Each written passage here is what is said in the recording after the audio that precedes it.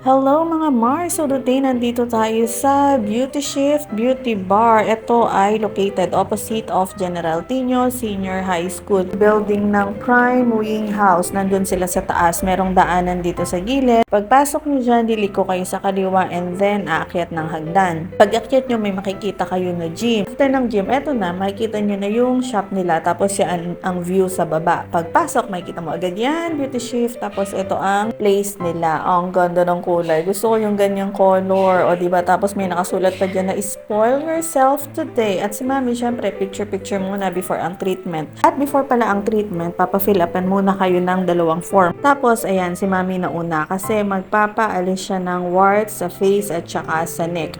So, yan na, piniprepare na siya ni ate, nililinis na ang face, nalagyan ng anesthesia, at ako naman on the side, nagpapa-facial. Ayan, o, vacuum.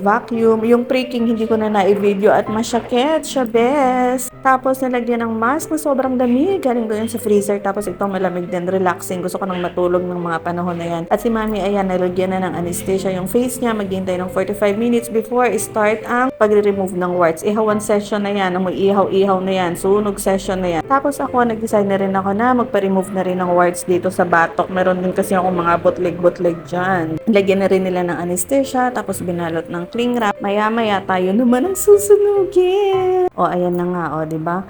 Kita nyo, muusok-usok pa, masyakit yan. Pero kailangan nating tiisin para mawala ang kati-kati.